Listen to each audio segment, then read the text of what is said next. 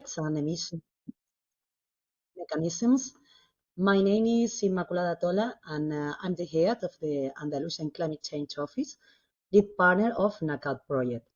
NACAO is an Interreg Europe project promoted by this office more than 2 years ago, with the aim of getting to know more green and blue carbon experiences developed by other governments from all around Europe, but also with the aim of sharing with them our good practices developed in Andalusia. The project focus is on exchanging nature-based solutions, since there was awareness of a lack of more practical experiences in this field. We are 6 partners from all around Europe, all of us with competencies on environment and climate change, and several stakeholders who, with their external expertise, are supporting us. We are right in the middle of the project.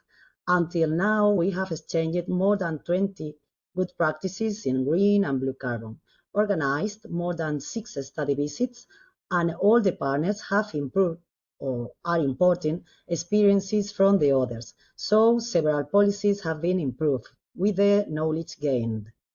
The webinar on carbon markets we are having today and on the next Wednesday 26th was not originally planned in the project schedule. However, during the project, all the partners have expressed the common knowledge gap when it comes to carbon market specifically. So in this regard, and in our role of lead partner from Andalusian, we proposed to organize this webinar dedicated to carbon markets, counting with one of our main stakeholders for it. Please let me introduce you to our stakeholder organization, Lichen Carbon Hub, an organization that provides climate services and solutions, and partners of Verico, an European cooperative participated by verification experts of different profiles. 2 of those experts are going to manage the webinar, Mr. Luis Robles and Mr. José Antonio Gesto. They both participated directly in the drafting of the Andalusian Blue Carbon Standard that you all already know, and their expertise is really huge. So, Luis, José Antonio, we are pleased to be here with you and looking forward to learning a lot. The floor is yours. Thank you and very welcome. Habla tú si quieres. Thank you very much, Immaculada. Good morning, everyone. My name is Luis Robles. I am today together with my colleague José Antonio, just hoping that everything is going to run properly. We were just making proofs 1/4 an hour ago, and the presentation were working perfectly, but it seems that last-minute problems arrived. But we think that we have solved it. So the webinar, as you may know, are divided in 2 different days. This day, today, intends to be more introductory, okay? And we have divided also in 2 different parts. The first part is going to be run by José Antonio, and it's going to refer to the concepts of carbon externalities, carbon pricing, and the reasons of the rationale of carbon markets. And in the second half of the day, second half of the session of today, Wednesday 19th, I will talk about the project-based mechanisms, the specific characteristics of project-based mechanisms. We hope that everything is going to be clear enough. We are trying to show you the principal ideas, the basic ideas of all the things that we are going to deal with during these 2 sessions of the webinar. We would like to, well, you are obviously invited to share with us your questions, your doubts, or any comment. We would like to solve everything that may happen at the end of the session, both today and next Wednesday. So please use the chat to write any questions that you may have. We will try to solve everything by the end of the presentation. In case anything we are not able to solve, we promise to work a lot during these next days and try to solve properly the lack of information or the issue that you may have. So with that, thank you very much again for being with us today. And Jose, you are now the floor is yours. Hi, well, hello. Sorry for the delay. We are expert in climate change, but I'm afraid we are not expert with computers and with this type of connection. So, well, let's start. And here is a small index of what we are going to see in today's sessions. Luis has told you two parts of the information of the presentation. Is sorry. Okay, let's go. This is the introduction, and I think it was a little bit noisy.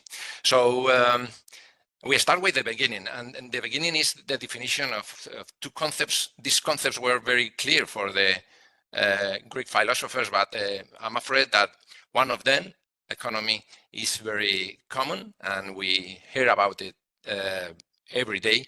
But the other concept, the crematistic, is not so popular, and I think it's important to have very clear these concepts before starting the rest of the presentation. So the economy, from the Greek word oikos and nomos, mean the household management. Economy in its original sense refers to an efficient administration of the resources to meet the human needs and the well-being of the society as a whole. But the crematistic is a little bit different, and is, as I said, it is not so popular nowadays, because the crematistic has two phases. First is a functional part, is the ¿No se está viendo? No. No.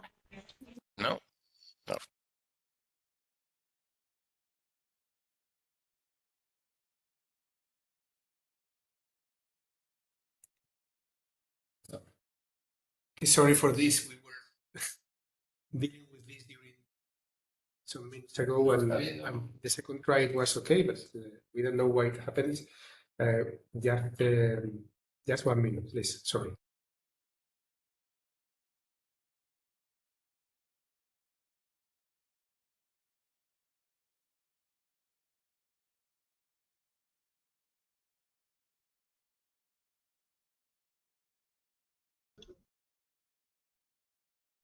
Sorry, I think at least I see now the I hope that you too. It works. Fantastic. Thank you very much. Sorry. I apologize. Cancelado. Okay. Well, thank you very much. Sorry for this trouble. So we were talking about these two concepts, oikos and nomos in Greek, the meaning of economy, and crematistic. And we were talking about the crematistic has two phases. The functional part of these concepts is the price formation, how to sell products with a profit. But for the Greeks, there is a natural part of the crematistic. This is the art of getting rich. And the problem is that this crematistic comes from the Greek word crema, and is the word for wealth. So usually we understand the crematistics as the pursuit of monetary accumulation as an end in itself. Nowadays, the crematistics has invaded and colonized the economic discourse. So in reality, when we heard economists talking about economy, and really they are talking about crematistics, and with crematistics objectives and crematistics concepts. So what's the main consequence of the confusion about these both terms? Is a divorce. It's a divorce between the economy and the environment, and between economy and ecology. Both words share several letters, but in practice they are very far from each other. In one side of the bed, we have the economists talking about economic models, inflation, interest rates, public debt.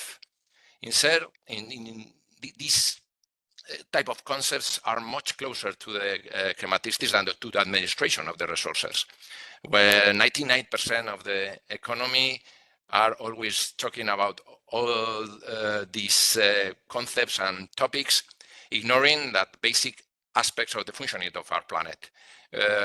Also, the economists, they ignore the thermodynamics laws, the limitation to access to certain energy sources, the scarcity of the material resources, and they are always talking about one of the most exciting words for the economists is growth. We love the word growth, but I would like to tell you that this is a very confusing term. The word growth is reduced to just a number or just a percentage. In Spain, we are very happy these years because our economy is growing, and we are very happy with this, and the politicians are always talking about the economic success of Spain. But for example, and a classical example of this tricky word is that if you cut and sell all your trees in your country, your GDP, your gross domestic product, will grow, but you are not richer. Tomorrow you will not richer than today. So this is a main problem with this confusion about the terms of economy and chrematistics. And well, all this situation should make us to lead to a reflection about the model. But the problem is that the economists, we have a very big self-esteem. We have incredible self-esteem. So in fact, when we looked at the consequences of our economy activity in the environment, we don't think that the model is wrong. We think that there is something externality, which does not let it work properly. And it's funny because we call it externality, but we should call it internality, really. So the definition is very simple. The externality is an effect of one economic agent on another economic agent. But we need two essential conditions to talk about externalities. First, there is no intention to cause this effect. And the second is there is no economic transaction between both agents. There is no charge or payment for that impact. So usually we think about externalities like negative externalities, but in fact, there are some times we can talk about positive externalities and negative externalities. It's a classical example of the pollution of an upstream river that harms downstream farmers. But for example, a positive externality is a person who don't pay taxes because the salary is very low, and this person can enjoy about the benefits provided by the rest of the society. For example, public health systems or public education system or national security. So another problem, is sometimes the people say the externality is only produced by the production, but we can have externalities in the production process and in the consumption process. But this is the element. And what caused the externalities? The problem with the market. I told you growth is our favorite word for the economists, but the market is the god of the economy for the 99% of the economies. And the problem is that we consider that the market is the most efficient way to manage for the administration of the resources. And this is correct, but sometimes. The problem is that it's not always. In theory, the market works very well, but always you have perfect competition. And the problem is that the perfect competition is very, very, in a very few conditions, and is in reality, most of the time, we have an imperfect competition. Why? Because, for example, the market is very good dealing with private goods, but it's very bad. The private goods is when you are able to assign property rights, a computer or in a car. But the problem is when the public goods are involved in the market, and with the response of the market is not is not very good. The other problem is that the information is not the same for all the agents involved in the economic activity. This information, we said, is asymmetric information. So we take decisions based on limited access to the information. It could be right or wrong, but usually some of the agents have a very good level of information, and other will have a very limited access to this information. Probably one of the most relevant, and we have been talking about it, is the economic or the crematistic rationality. The maximum of the market needs to maximize the benefit of your company. And this leads that, well, the market is always ignore some of the, for example, environmental consequences in order to meet this maximum benefit in your activity. So what we can see is that the most of the time we have an imperfect competition. So the market is good assigning resources, or in the administration of the resources, because in theory the price is a fair remuneration for all the production cost. But this is true in theory, but in the practice, this happens very, very rarely. We used to privatize the benefit, and we used to socialize the environmental cost. Sorry. So we have the externality. I think that the concept is clear right now, but why we understand the climate change as externality, and more indeed, it's not an externality, it's probably the most critical externality we have faced along the history of the humanity, because the conditions, because the characteristics of the climate change are very specific and very new in our history. The first is the global impact. We have had in the past regional environmental problems and transnational environmental problems, but a problem with a global impact is probably the first time that we have to face as an economic and as an externality. The second characteristic is that the climate change doesn't operate by itself. There is a several environmental crises, and there is a feedback between all these environmental crises. Climate change, the soil is a problem, desertification, the loss of biodiversity. So we have several environmental crises, and the feedback between them are very intense. From a political point of view and from an economic point of view, there is something very specific in the climate change, is the time period between the action and the effects. And this is very complicated for the public opinion and for the politicians, because when they realize that probably the effects could be in 10 years, most of the politicians say, okay, in 10 years I will be in my house enjoying my retirement, and this would be the problem of another politician. So why I have to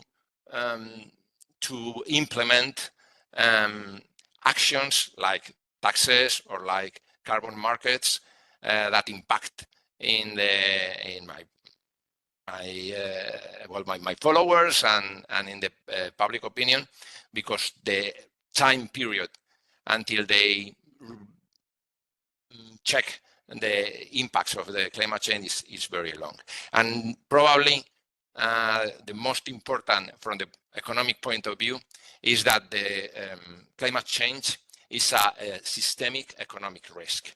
We are not talking about just in physical terms or in biological terms or environmental terms. The climate change is a risk for, I think, almost of the sectors of the economy: insurance, finance, farming, water availability, energy generation. So all of these economic sectors, directly or indirectly, are impacted by the climate change. So as I said, this is for us is the most relevant externality in our history. So we have now clear what the externality is, and we know that the climate change is a very big externality. So how we deal with externalities, which are the alternatives of the approaches to fight against the effect of the externalities? Well, there are several, but we are going to talk just about two main approach: the traditional approach and the more innovative approach. Traditional approach is the command and control. The command and control at this type of regulation is one focus on the fact that if a certain economic action, for example, an industry, is generating an environmental problem, one of the solutions would be to limit this action through a standard, through limits or through regulatory laws. For example, limiting the emission of specific compounds through the chimney, or making mandatory periodic control about these compounds. So this is the traditional way we have deal with externalities, specifically in Europe. But in the climate change, along the last years, the economic incentives are more interesting, and it has become increasingly the favorite approach. Why? Because it offers some interesting advantages from the command and control. When we talk about the economic incentives, we talk, well, there are several tools or instruments in economic incentives and in carbon pricing, but we can talk about two big group of tools: taxes, carbon taxes, and the market schemes. And the market schemes can offer the mandatory and compliance markets and the voluntary carbon markets. And the subsidies is a negative transaction. So these are the most relevant economic incentives that probably, if you follow this topic about the climate change, are very important nowadays. So, here you can see the description of these three main approaches: the traditional command and control, environmental taxation, carbon tax, and the mandatory and the compliance market.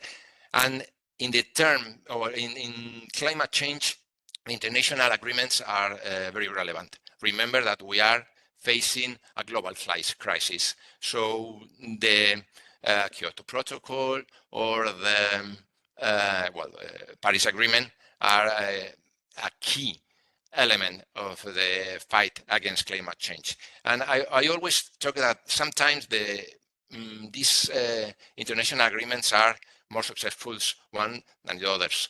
Why? For example, when the Montreal Agreement and the fight against the emission of CFC, it was very, very successful.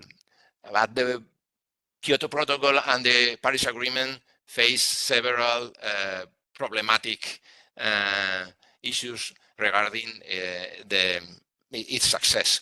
Why is Montreal so successful, and why Paris Agreement has so many troubles?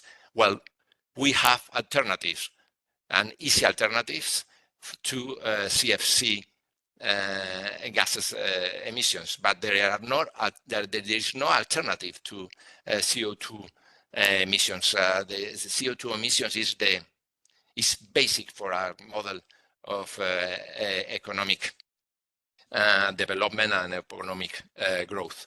So, well, we are now too deep in the carbon pricing and in these economic incentives, and we can consider 4 aspects. First, the philosophy of the carbon pricing. Well, polluter pays for the damage caused.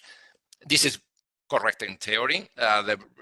In practice, this is a tricky concept, but this is the philosophy behind the introduction of the carbon pricing instruments. The principle is clear.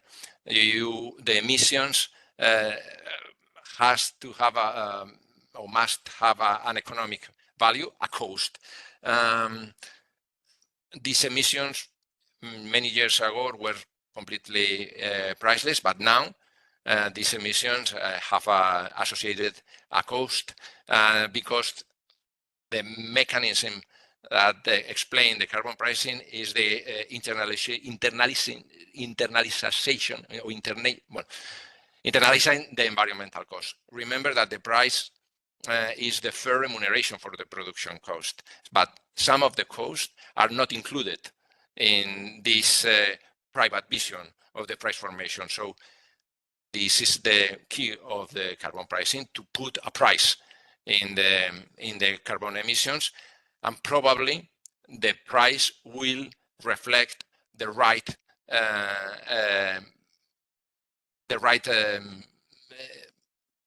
set of the different costs involved.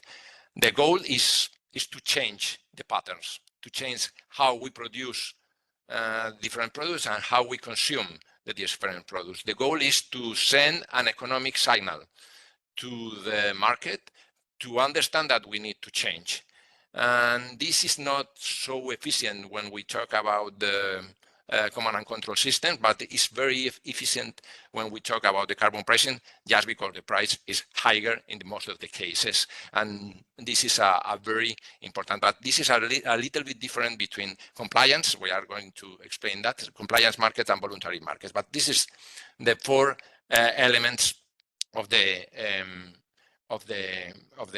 carbon pricing. Why are the biggest difference between other approaches and carbon pricing? We are going to resume 3 big groups. First, the flexibility.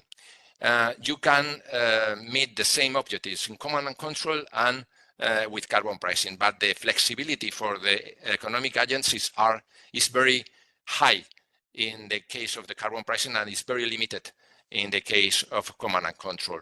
The second group of difference is that the carbon pricing used to lead to improve the investment and innovation. The idea is clear. If you are in line with the law, you don't need to make any investment. But if you can obtain any profit or any return of your investment, changing some parts of your project or some parts of your process, innovating, probably it would be interesting for you as a company or as an organization to make this investment to reduce the carbon tax or to sell CO2 in the compliance market. And the second or the third group is that in difference with the command and control system, with the carbon pricing, there is a possibility to obtain some revenues. For example, you can use the revenues from the carbon tax to finance or to promote innovation funds, for example, or to restore a specific ecosystem. So this is one of the difference more relevant between command and control and carbon pricing. But the problem is that not it's always easy to implement carbon pricing systems. Why? Because we can find four situations. First, the political resistance. We have been talking about this. It's difficult for the politicians to say the energy cost will grow because we are going to implement a carbon tax, or for example, for the installations and the company involved in the compliance carbon markets.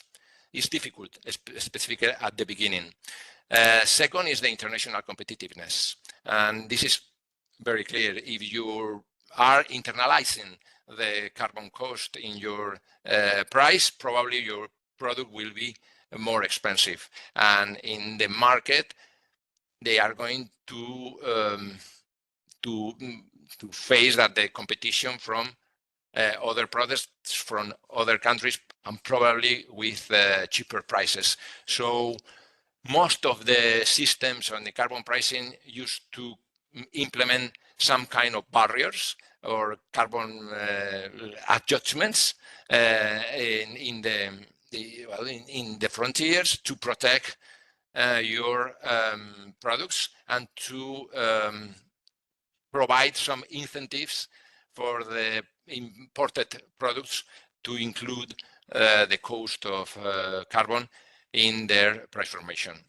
The other is the problem with the distributional impacts. And we can see that sometimes we need to have a very good design of the carbon pricing system, specifically when we talk about the carbon tax, because the inequity of the impact of this carbon is very significant. And well, the households with lower income usually are impacted by these carbon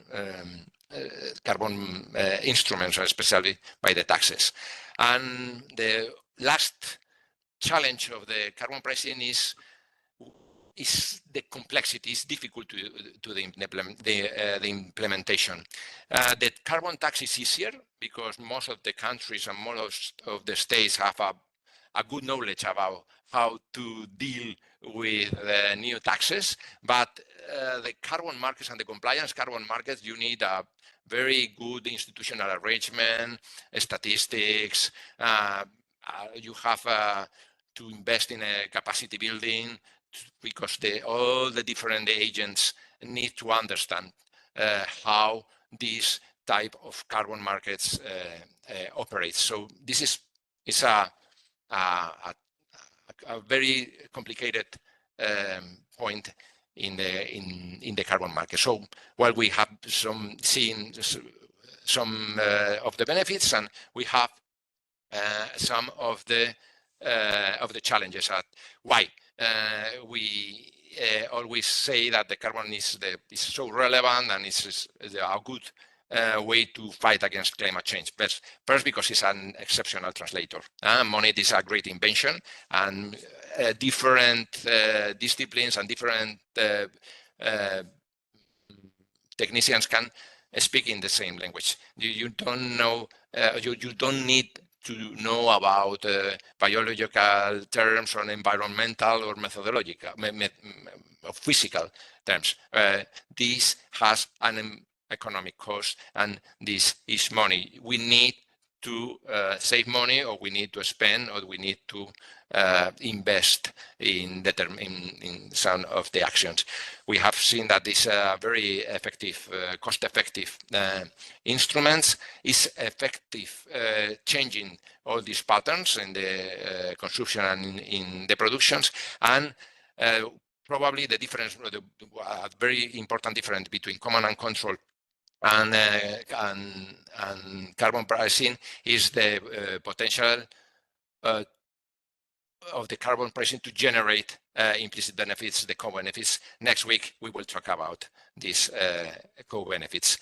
The instruments, well, just very quickly. The carbon tax. Well, there are two types. We have been talking about two types of carbon markets. The compliance is emission trading and the option mechanisms, the voluntary market. The result-based carbon finance is a credit specifically with conditions of mitigation of emissions or adaptation. And some characteristics, some companies use the shade price, internal carbon price, shade price, when they use an hypothetical value of the carbon used, for example, to assess investment and risk, and the internal rate, creating, for example, an internal carbon market between different installations. So, well, we are continue with the definition of the voluntary carbon markets and the mandatory or the compliance carbon markets. So the mandatory carbon markets obviously is ruled usually by the governments and with a specific law or regulations. In our case, is ruled by the European Union, and the participation, of course, is mandatory. The key agent in this type of markets is the facility, the installation, not specific the company. And in most of the cases, there is a cap, a limit of these gas emissions. So there are several types of carbon market, but the most common is the cap and trade. And the cap and trade use this maximum limit of emissions during a year, and these emissions are distributed in allowance. The allowance is the right to emit, for example, 1 ton of CO2, and this limit, this cap, is the total amount that can be buy and sell in this carbon market. So the cap, you can control the total or the maximum limit of the emission in your territory. In Europe, we have around more than 10,000 installations working, a little bit more, working in this type of market in the European trading system. While the entities and these facilities must surrender the same quantity of allowances that their emissions. If I have emitted 10 tons, I need to have in my account 10 allowances. And usually there are well, economic penalties or something like that too, because I remember, or I would like to comment again, that the participation is mandatory for all these installation and for the specific sectors involved in the compliance market. The voluntary markets are clearly different because there is no limit. There is, obviously, it's not voluntary. And if the main objective of the carbon market is to reduce or to mitigate, to reduce the emissions, in this case, the voluntary carbon markets are more focused on provide finance to the projects to reduce the emissions from the business as usual scenario. Why the voluntary carbon markets are alive? Because many companies want to offset their emissions, or in their strategy consider that they want to be carbon neutral. And so some of the emissions of CO2 cannot be mitigated completely, so they need to offset this mitigated with emission reductions. So this is the very interesting difference between both. Voluntary carbon markets, its focus on provide finance to projects that mitigates emissions, and the mandatory carbon markets, the main objective is to limit the emissions of the industries and the different sectors. We talk that the key differences, the main actor or the main agent in the compliance market is the installation, and the main actor in the voluntary carbon market are the projects. And it's an important difference. But probably the most critical difference is that when we are talking about the compliance market, we are talking about emissions. the release of greenhouse gases into atmosphere from the use of fossil fuels. The emission reduction is the element that is traded in the voluntary carbon markets. So the emission reduction occurs when the activities result in fewer greenhouse gases emissions compared with the baseline or compared with the business as usual scenario. So the way to estimate this emission reduction is quite different from the way we can account for the emissions in the mandatory carbon markets.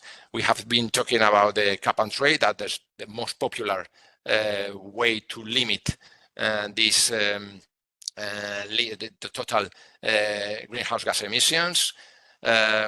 These allowance can be distributed through grandfathering, benchmarking, or by action. But the philosophy is that you can control the cap. So you can reduce this cap.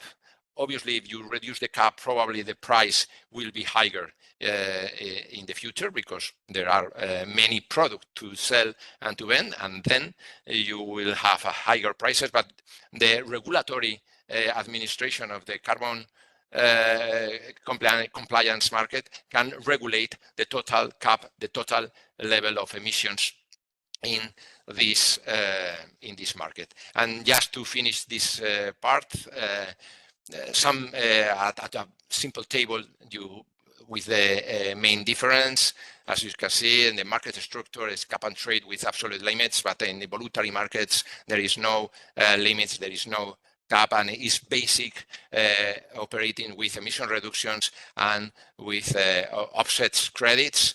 In the credit generation, there is allowances distributed in several forms by the regulators to the agents involved in this market. But in the voluntary markets, this credit generation is made by the different projects using specific methodologies. The price mechanisms, usually in the compliance markets, the price is quite uniform because the characteristics of the allowances are always the same, for 1 ton of CO2. But in the case of the voluntary carbon markets, the price is different because not all the projects provide the same quality of these emission reductions. So this is very important. And remember, next week we will talk about the co-benefits and all these quality premiums. And the verification process, this is very important. As all the markets, we need trust. And in the compliance carbon markets, the most relevant issue is the standardized monitoring, reporting, and verification system, and is very controlled by the administration. In the case of the voluntary market, the option for the monitoring, reporting, and specific verification is used to third-party standards and the follow and how to do ISO or specific protocols or specific standards for the verification of these emission reductions to generate this verified emissions reduction. So this is my first part, and Luis will be in charge of the to deep in the voluntary markets and the project-based mechanism. So we are going to change because we have some troubles with the computer. Okay, thank you very much, José Antonio. Please let me half a minute to take the floor, to move and take the floor, and I will be back. Thank you.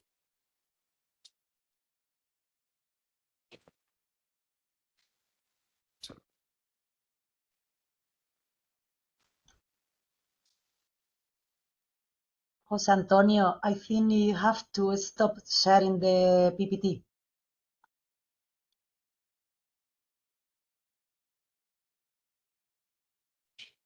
Okay, so in this second part, we are going to analyze the project-based mechanisms, the fundamentals of the project-based mechanisms that are the basis for the voluntary markets. Excuse me, Luis. Are you Yes. sharing a PPT or not? Yes, yet. I'm sharing it. We cannot see it. No. You cannot see the. No. If you No? can try again, or Okay. maybe you we, prefer us to manage it. we are going to try. Okay. Can you see something now? No. Not at all.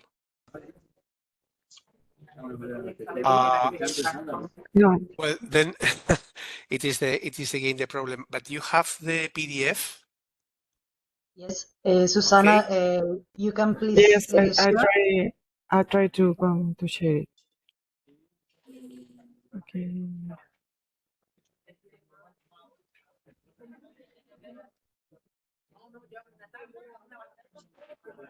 Can you see it?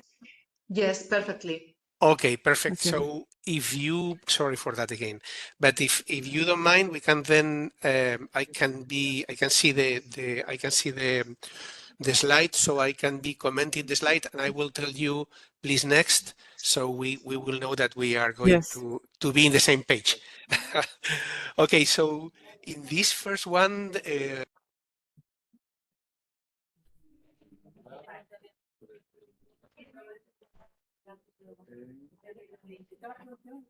¿Lo escuché? Excuse me, Luis, we cannot hear you. Are you talking? Luis, I think you are mute.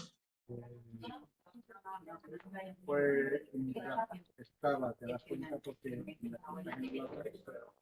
you hear me now? Yes, Luis, go ahead. Yes, we can. Okay, thank you very much. So, well, I hope that next day all of this will be solved. Okay, so again, going back to the project-based mechanisms, as I mentioned before, these mechanisms are, first of all, regulated system in which the project activities, real projects, and we can be talking about renewable energy installations, fuel changes, modification in existing installations to improve efficiency, waste management, or for example, afforestation and reforestation. This kind or specific kind of projects and their operation leads in reductions of greenhouse gas emissions, okay? And also we can focus not only in the reduction of greenhouse gas emissions, but also in the removals of atmospheric carbon dioxide. Okay, so this increasing the removal or this decrease or avoidance or reductions in greenhouse gas emissions happens is specifically because the project is working. So we can quantify these reductions in comparison to those that would not happen in the absence of the project activity. This is the main definition, the principal definition of the project activity and the project-based mechanisms. So project-based mechanisms are created and organized by a public entity that could be supranational, national, regional, or by a private entity. The first reference we have of climate change project-based mechanisms is what we know as, or what we knew as the activities implemented jointly, the AIG. The activities implemented jointly mechanism was designed at the COP1, the first COP of the United Nations Framework on Climate Change Convention that was celebrated in Berlin only 30 years ago in 1995, and that this mechanism was designed as a pilot mechanisms that was working between 1995 and 1999. These mechanisms, the activities implemented jointly, can be considered the embryo of the UNFCCC project-based mechanisms that are the joint implementation mechanisms, the GI, that is defined in the Article 6 of Kyoto Protocol. The joint implementation mechanism is not active right now. The clean development mechanisms, the famous, most important, and let's say the father of all the actual mechanisms, the CDM, that is defined at the Article 12 of the Kyoto Protocol. CDM is still alive. It is intended to define the transfer of projects from the CDM system to the Paris Agreement system, from Kyoto Protocol to Paris Agreement. That will happen, we hope that as soon as possible, but maybe not before next COP in Brazil. And finally, what is called, since the last COP, the Paris Agreement creating mechanisms, also known as the Sustainable Development Mechanisms, that is defined by the Article 6.4. Project-based mechanisms and carbon creating mechanisms could be considered as synonymous, could be considered almost the same, although not always they are 100% the same. So we are more, we are focusing more in what means the project-based mechanisms as a system to create carbon credits and offsets. So next one, please.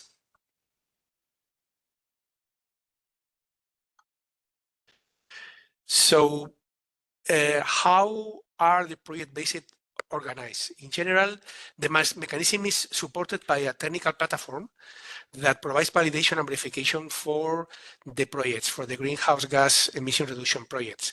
That technical platform ensures that the project meet the standards that are designed to be met, okay?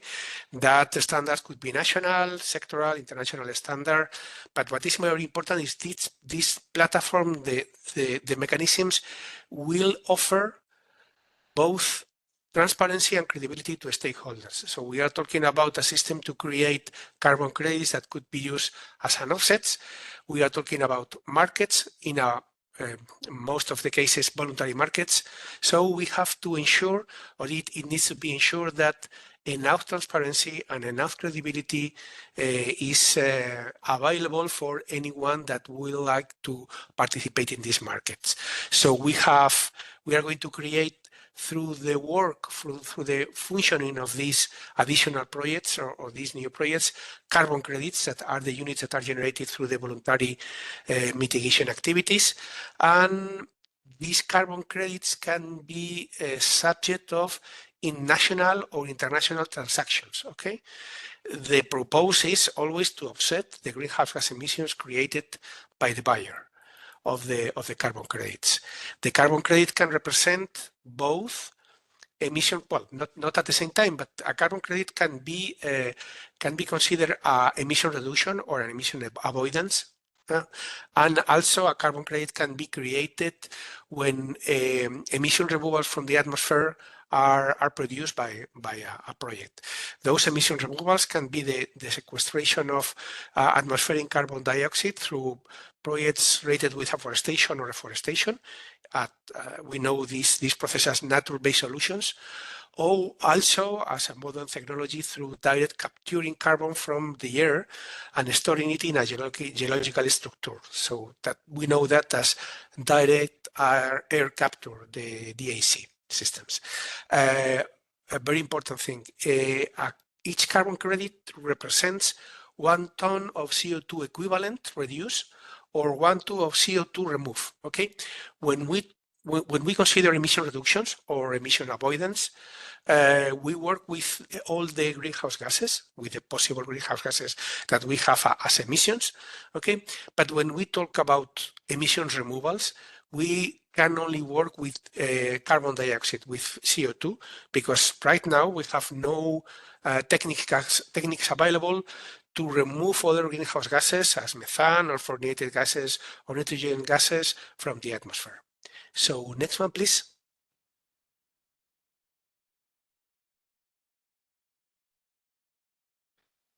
We are now in the project mechanisms number 3. So if we talk about categories of creative mechanisms, we can distinguish 3 main categories. We have the international creative mechanisms, okay? This first category corresponds to those mechanisms managed by an international organization that is established with the authority, with the authorization of the agreement of national governments, as happens with the United Nations Framework on Climate Change Convention, with UNFCCC.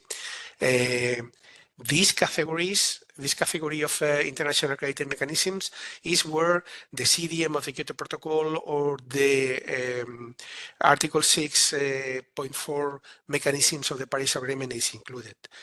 We have also governmental creative mechanisms. This second category is a project-based mechanism that is administered by one or more governments at national or regional level. And we have different examples as the Californian Compliance Offset Program, as the Australian scheme, or for example, in the case of Spain, in the case of my country, we have the CLIMA projects or the blue carbon projects that are ruled by the Andalusia government. And well, last but not least, the most, let's say, active ones right now, the independent carbon credit mechanisms.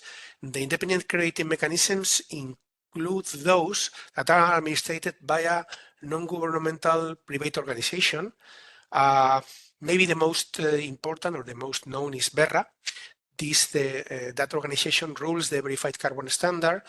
Other independent credit mechanisms are the Gold Standard or the American Carbon Registry, the Canadian Clean Projects Registry, Puro Earth, the Global Carbon Council, etc., etc. There are many. Those are, let's say, from our point of view, the most important one, or the, let's say, more noble one as Puro Earth, because they are considering their direct air capture projects, etc. So those could be the most representative of the independent creative mechanisms. Next slide, please. So in all these mechanisms, in the project-based mechanisms, there are, let's say, common elements, common things that we can consider that happens in almost all of them, okay? This is an average judge from the CDM, from the Clean Development Mechanism.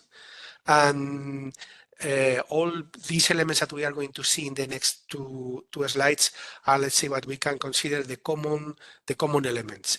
We can say that all the mechanisms has a regulatory body. The regulatory body is the entity that establishes, reviews and publishes the rules of the game, the rules of the functioning, and the regulatory body is the responsible to register the project and to issue the carbon credit, to put a carbon credit as a carbon greenhouse gas emission reduction or increase in the absorption of atmospheric CO2 in the account of the project developer. That is the next element of the system. Okay, so we can say that the regulatory body is not only the ruler, but is also a bank, because a carbon credit is a commodity that is subject to be used in an open market that could be national, international, whatever, but it's a commodity that can be used in a market. So regulatory body is not only the ruler, is not only the entity that establishes all the regulation, all the standards and the norms to be accomplished by the project and the process of registration and verification, but it is also a bank. So it is very clear that we have to have this in mind. Okay.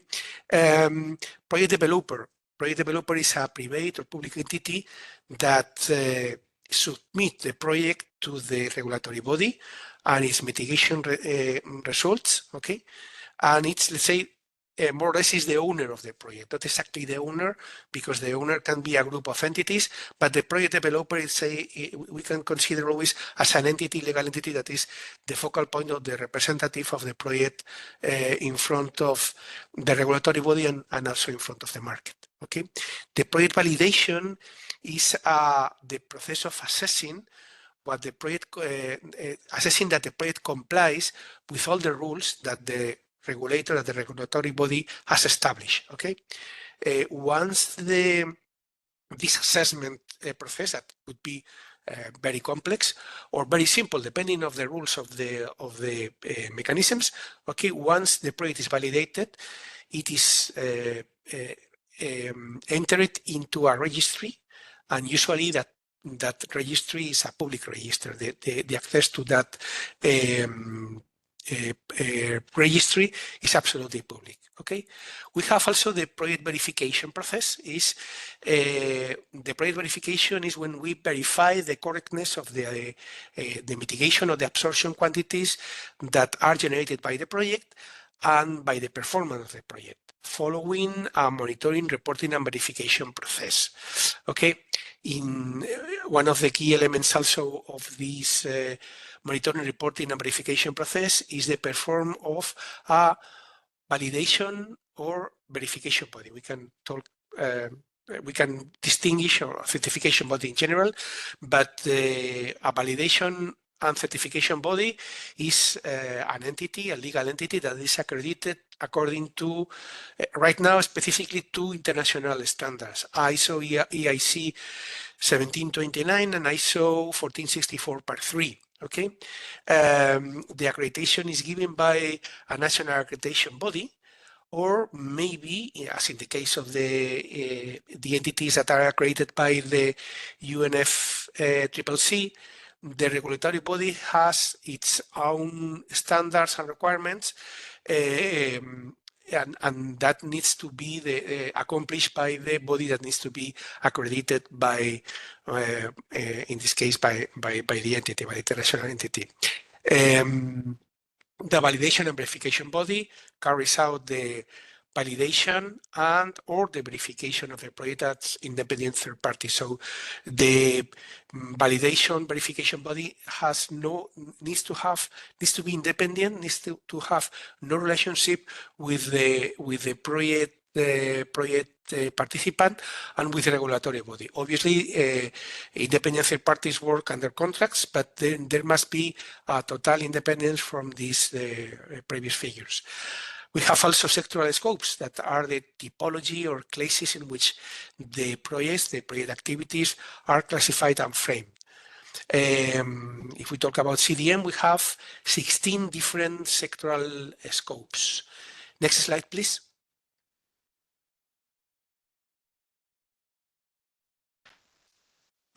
Continuing with the common elements, we have to define, or we have to mention that we have a baseline. Baseline is the situation without the project. Situation without the project activity in which the greenhouse gas emissions happens according to the business as usual situation. And we have to refer also to a baseline calculation methodology. That methodology, the baseline calculation methodology, is a technical document that provides for the process of calculation the emissions that happens in the absence of the project in the business as usual scenario. So that methodology tells us and guides us on how to calculate which are going to be the emissions in a specific sector or a specific site without the project activity that intends to be developed to create emission reductions or to increase carbon absorptions. Okay, so we have the emission reductions definition that emission reductions are produced by the project after its commissioning and once the activity has started, and emission reductions are always accounted over a certain period of time. Okay, and emission reductions are identified and quantified when the project developer applies a standardized monitoring system, a monitoring system that is stated in the emission reduction calculation methodology. It's this methodology, emission reduction calculation methodology, is also a technical document that includes the process of calculating emission reductions or increasing net removals during a certain period of time, during the monitoring period, and in application of what I told before, that is very important, the monitoring system. And what are monitored in this methodology are both parameters and the parametrical values that are established and defined but specifically by the methodology, but so of the methodology that are stated and available papers for that. Methodologies are approved by the regulatory body in the project-based mechanism. Usually, well, almost always are public and are published. Okay, you can find it usually in the web page of the project-based mechanism, and it's free to be used for all of the intended users or for those that want to know how this works. Okay, and something important is the definition, or to have in mind that we have always to rule a monitoring or to run a monitoring, reporting, and verification process. Okay, is the process of assessment or monitoring the quantification of reductions or increases in removals that needs to be done when the project is working, when the project is claiming the issuance of carbon credits. Okay, the MRB process involves the project developer, because the project developer needs to make the monitoring and reporting.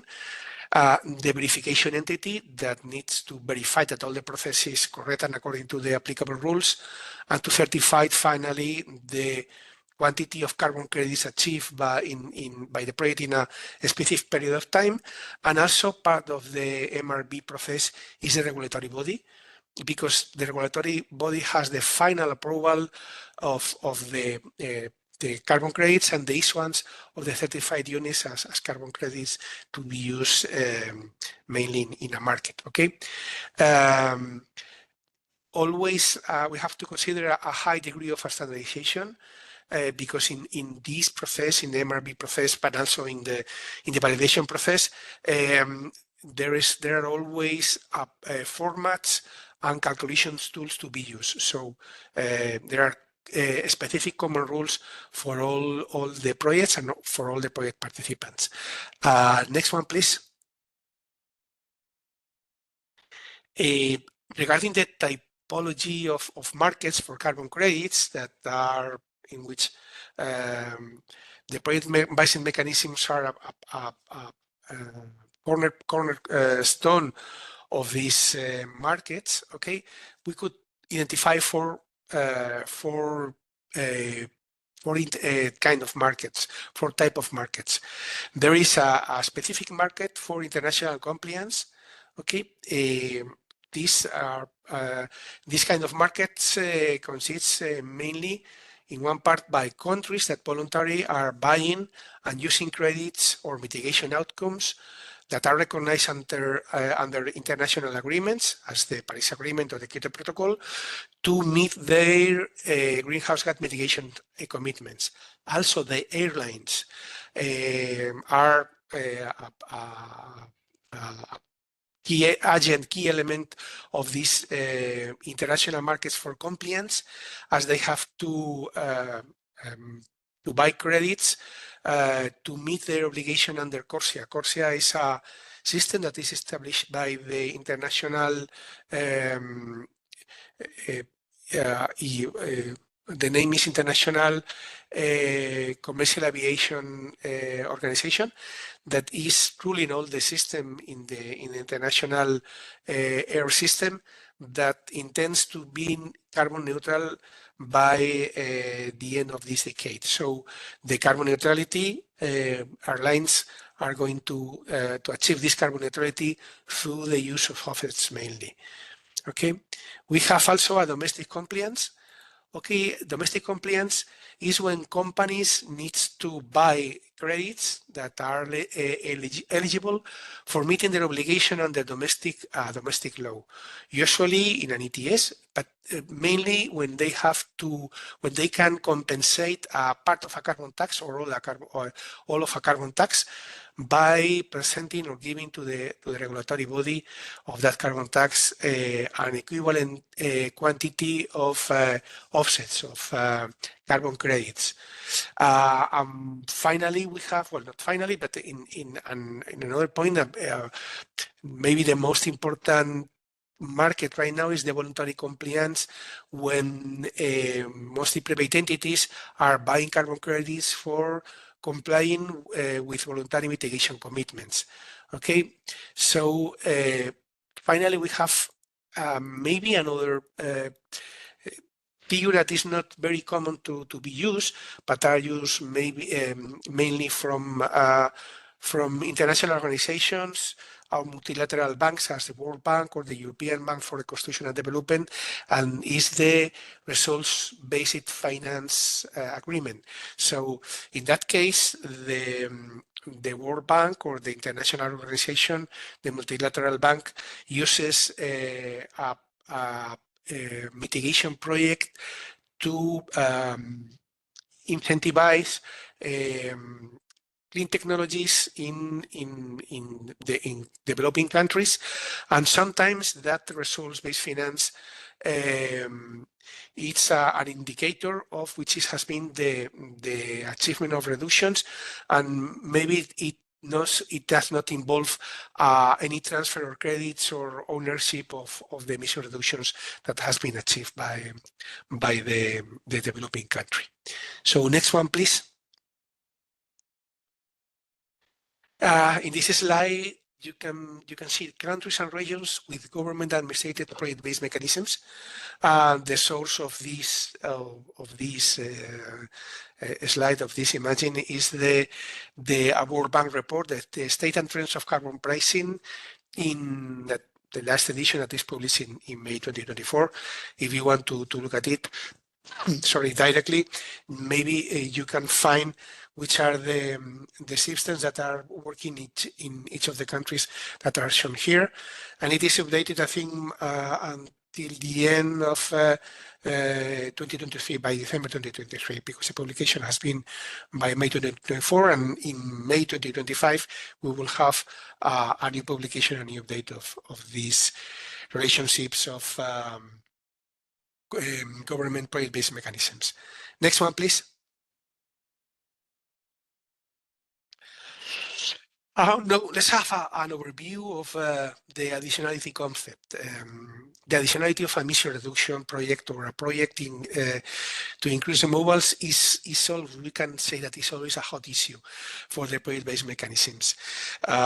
Frequently, NGOs and academia express high concerns regarding the adequacy of approved projects by mechanisms, no matter if it is ruled by an international organization, a government, or a private entity, no matter which is the kind of mechanisms.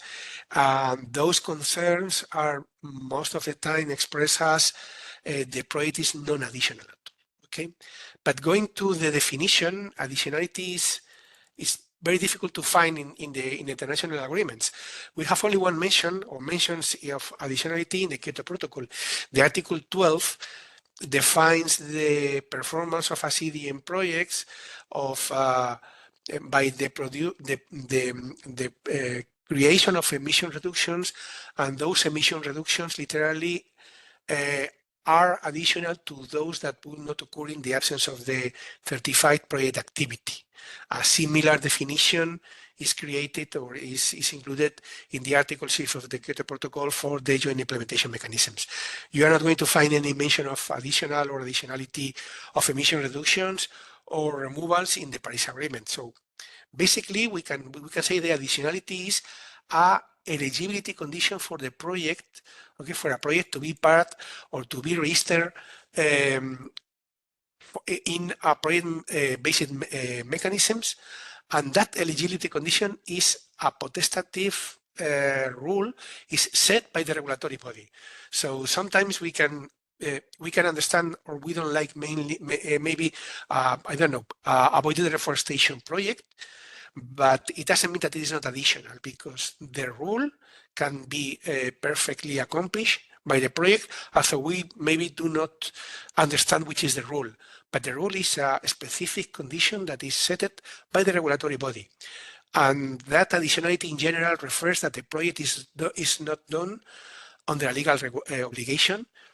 The project should bring new technologies or new activities to the host country, to the country when the project is placed. Well, another thing that is not so obvious sometimes is that the project will not be carried out, will not happen without the existence of the project-based mechanisms. So that means that the project happens because the mechanisms exist. And again, it is not so obvious to demonstrated all the times. Next one, please.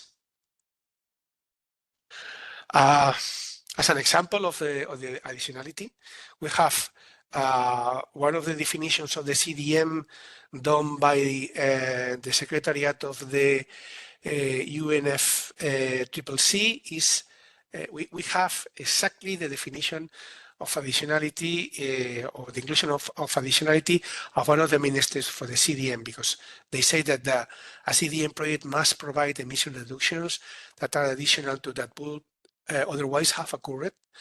The projects must qualify through a rigorous and public registration and issuance process. Approval is given by the designated national authorities. Public funding for CDM project activities must not result in the diversion of official development assistance, etc., etc.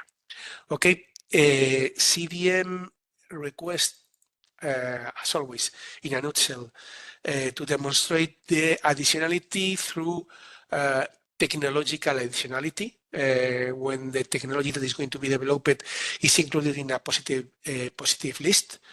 The financial additionality, when the project developer demonstrates that the project is not economical or financially attractive, and the revenues for carbon credits do not make the project necessarily attractive, but is the last go-ahead decision, the last help to take the go-ahead decision to develop the project. Additionality can be also demonstrated through the barriers, or demonstrating that the barriers that the project must overcome. That could be institutional, investment, lack of capacity, etc. And finally, a project might be automatically additional and therefore eligible if it is developed in a region with low or very low income per capita. Okay, so if a project is commissioned, it is created in a least developed country, it is automatically additional and accepted by the regulatory body in most of the cases, and in the case of the CDM. Just in the end, in the lower part of the slide, you have the reference of the last edition, last version of the tool for demonstration and assessment of additionality that is used by the CDM, okay, and also the link to the document. As we are going to share the presentation in PDF format, also we are going to provide you with these documents, with these PDF documents. And here you have the criteria of Microsoft of a relevant carbon credit purchaser. Microsoft intends to be carbon negative by 2030, okay? And they have set their own criteria for the additionality of removals that they consider that they have high quality or quality enough to be incorporated to their carbon offset or carbon negative program. Basically, Microsoft considers that removals are additional if they do not have occurred without the carbon finance. Also, they establish conditions to the baseline. The baseline of a project must be conservative, and they have to consider all the other impacts that would have occurred without the carbon finance. But you have here the list, and also we are going to provide you with the document in case you will have interested in it. And last but not least, they need to ensure that the project activity and the project mechanisms do not incur in double counting. Okay, it is very important to have enough credibility and transparency in the market, because the platforms that support the mechanisms must ensure that a carbon credit is used only once by a single buyer, okay? And for that, it's essential to create and to operate properly a carbon credit registry that will show all the important or basic information, and not to extend in the time, okay? Just to mention that we can talk about also double claiming. That this happens when the same unit is claimed by different actors or different agents, or the double issuance, when the same unit is issued in different schemes or in different mechanisms. That could be also a great problem. And basically, but we will talk about this in the next session, in the second session of our webinar, is that the consideration of the zero-sum game, the zero-sum system, just to advance and to start with this in 1 week time, we have to consider that the CDM, the Clean Development Mechanism, is not a zero-sum system, but the Sustainable Development Mechanism of the Article 6 point is a zero-sum system, is a zero-sum game when the figure of the corresponding adjustment is used. With this, I think it's time to finalize. Thank you very much for your kind attention.